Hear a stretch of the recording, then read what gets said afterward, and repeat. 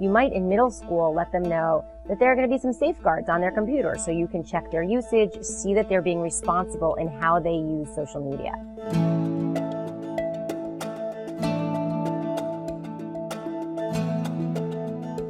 So as a parent, you have a right to know what's going on in your house. It's a very fine line, especially with a teenager, because you want to help them build towards independence, have a sense of privacy, have a sense of themselves without you spying on them. But that trust needs to be earned. So you might in middle school let them know that there are going to be some safeguards on their computer so you can check their usage, see that they're being responsible in how they use social media. And as they get older, truth is they're going to forget that those controls are on there.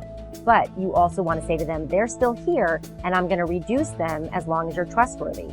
If I get the sense that you're not being trustworthy, the implementation of controls will go back on and you will be monitoring what they're doing.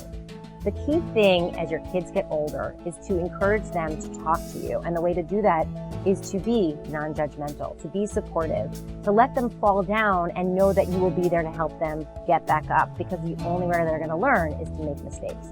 So be as involved as you can. Know all the different social media outlets. Know that there's Facebook, but there's Tumblr, there's Reddit, there's Cloud, there's all of these different things that are coming up all over the place that kids are being involved in. So know what they are so you can check to see what's happening on all of them.